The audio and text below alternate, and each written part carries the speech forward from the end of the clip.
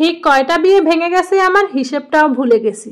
শেষবারের মতো আর বিয়ের সম্বন্ধই আসে। বয়সটাও 30 পার হয়ে গেছিল। তারপর বাসাতে একটা স্কুল খুলে বসেছিলাম। ছোট্ট মিষ্টি বাচ্চাদের কুরআন তেলাওয়াত শেখাতাম। একা একা আর ভালো লাগতো না। আমি যে দেখতে অসুন্দর এমনটাও না, আবার খারাপ স্টুডেন্টও ছিলাম না। তবুও বিয়ে এসেছে, ভেঙেছে। তখন আমি ঢাবির হোস্টেলে থাকি। পাত্রপক্ষ আসলো দেখতে, পছন্দ করলো। দুই পক্ষই বেশ রাজি। আব্বু আম্মু বলল থাম, একটা ইস্তেখারা করি। পরপর 7 দিন 15 দিন কোনোই রেজাল্ট নেই। আমিও করলাম নো রেজাল্ট। বাবা মা নিষেধ করে দিল, বলল এবার ধৈর্য ধর, এর চেয়ে ভালো কাউকে পাবি। চোখের সামনে ছোট ছোট রুমমেট, ক্লাসমেট, আত্মীয়দের, বোনদের বিবাহিত জীবনের গল্প শুনে ধৈর্যের মজবুত শিকলটাও ছিঁড়ে যায়। সে সময় না পারতেই চলে যাই নামাজের রুমে। মোনাজাতে হাত দুটো তুলে শব্দ করে কাঁদি। বলি মালিক, সব কি বলা যায়? জানোই তো এমনের অবস্থা। শুকরের নেয়ামতে ধন্য করো মালিক, তুমি তো সবরকারীর সাথে আছো।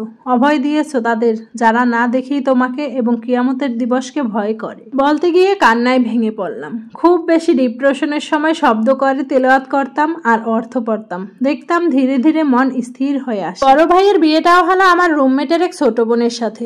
আব্বু আম্মু দেখে এসে পছন্দ করে বলল আলহামদুলিল্লাহ। সেদিন খুব কেঁদেছিলাম। আম্মু বুঝতে পেরে স্নেহের পরশ বুলিয়ে বলেছিল, একটু ধৈর্য ধর মা। একবার একটা ভাইয়া বায়ো হাতে আসলো। উপযুক্ত পাত্রী আমরা দুজন, ক্লাসমেট সমবয়সী। সব শেষে বিয়েটা ওরই হয়ে গেল। এতটা কষ্ট পেয়েছিলাম, বিয়ের দাওয়াতেও অ্যাটেন্ড করিনি। সবাই গেছে, আমি বেডে জায়নামাজ বিছিয়ে ওদের সুখী দাম্পত্যের জীবনের জন্য দোয়া করি। রাসূলের কাছ থেকে শিখে আসা আবু সালামার পড়া সেই দোয়াটা পড়েছিলাম, বারবার পড়তেছিলাম। কিন্তু যেতে যেতে কখনো ধৈর্যচ্যুত হয়ে যায়নি।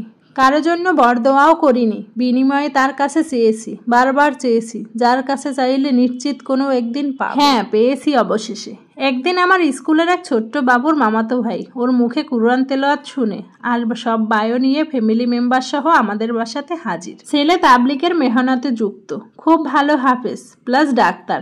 বাবা মা তো রাজি, আমারও অমত নেই। ইস্তেখারার রেজাল্টও সুসংবাদ বহন করে।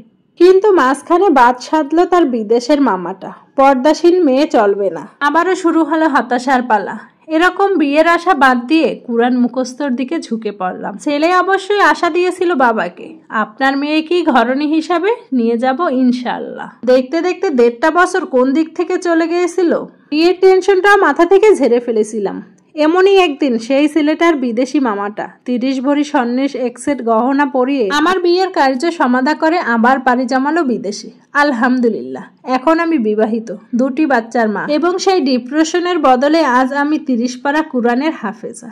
আলহামদুলিল্লাহ। আল্লাহ চাইলে কি না করাতে পারেন, শুধু আমরা মানুষ সেটা বুঝতে পারি না, আমরা ধৈর্য ধরতে পারি না। এটাই আমাদের বড় সমস্যা। আল্লাহ সবসময় সবরকারীদের পাশে থাকেন, এটাই আমাদের বিশ্বাস করতে হবে। মনকে মজবুত রেখে চললে ইনশাআল্লাহ সফলতা একদিন আসবে।